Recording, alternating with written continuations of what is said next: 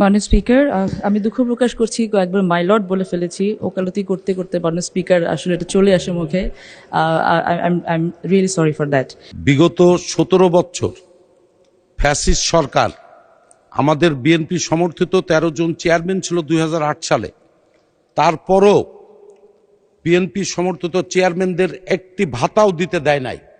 সমস্ত ভাতা সেই সময় যারা সংসদ সদস্য ছিল আওয়ামী লীগের, তারা জোর করে তাদের দলীয় নেতাকর্মীর মাধ্যমে এইসব ভাতা প্রদান করা হয়েছে।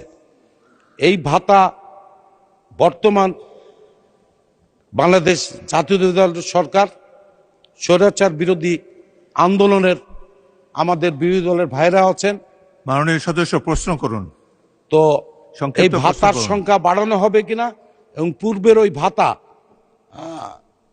তদন্ত করে সঠিক মহিলারা পেয়েছেন কিনা এটা করবেন কিনা।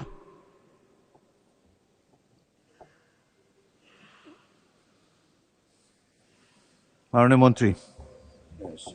মাননীয় স্পিকার, আমি দুঃখ প্রকাশ করছি, কয়েকবার মাই লর্ড বলে ফেলেছি। ওকালতি করতে করতে মাননীয় স্পিকার আসলে এটা চলে আসে মুখে। I am really sorry for that. আমাদের আসলে 13-14 সেই সময়টি একটি খুব অবশ্যই খুব ক্রাইসিস মোমেন্ট আমাদের সকলে গিয়েছে। মাননীয় সংসদ সদস্য, আপনাকে অসংখ্য ধন্যবাদ এই প্রশ্নটা করার জন্য।